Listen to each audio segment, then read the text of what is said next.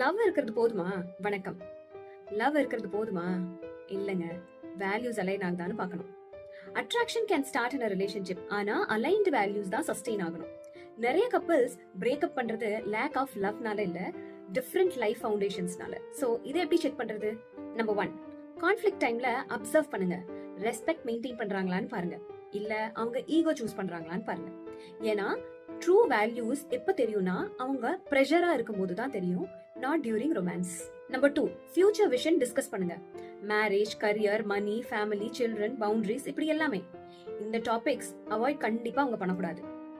Number 3, integrity பார்க்கணும். Words and actions ரெண்டுமே சேமா இருக்கான்னு கவனிங்க.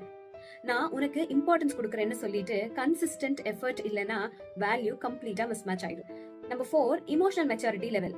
ஹீலிங் ப்ரையாரிட்டைஸ் பண்றாங்களா இல்ல ரிப்பீட்டட் டாக்ஸிக் பேட்டர்ன்ஸ் கொடுக்குறாங்களான்னு பாருங்க. Number 5, observe how they treat others. அவங்க பேரண்ட்ஸ், வெயிட்டர்ஸ், ஸ்ட்ரேஞ்சர்ஸ், அவங்களோட எக்ஸ் பார்ட்னரா கூட இருக்கலாம். Because character patterns reveal core belief system.